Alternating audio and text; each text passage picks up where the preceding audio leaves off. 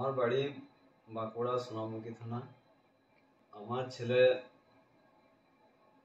খেলতে যায় এবং খেলতে যাওয়ার পাশে খেলে যখন ঘর আসে বাড়ি ফেরার পথে ঘাসের ভিতরে একটা সাপ থাকে, সেই সাপে কামড়ায়। সেই সাপে কামড়ানোর পর বাঁকুড়া হসপিটালে আমি ভর্তি করি এবং হসপিটালে 4 দিন থাকার পর হসপিটাল বললো যে আমাদের এখান থেকে হবে না, তোমরা বাইরে কোথাও নিয়ে যাও।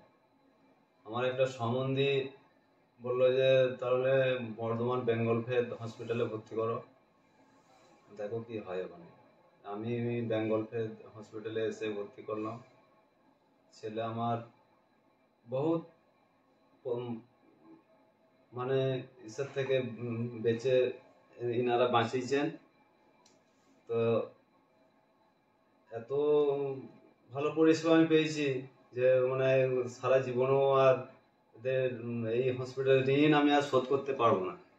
তবে পাঠক স্যার ছিলেন, নজরুদ্দিন কুমার স্যার ছিলেন, আরও অনেকই ডাক্তার এখানে ছিলেন। আমি হয়তো অত ডাক্তারের নাম জানি না, তবে বেঙ্গল ফেদ হসপিটাল আমার সারা জীবনকার জন্যে মনে থাকবে যে হ্যাঁ আমার ছেলেকে বাঁচিয়েছে।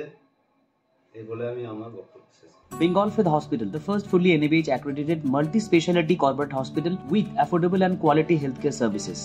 Have faith, Bengal Faith.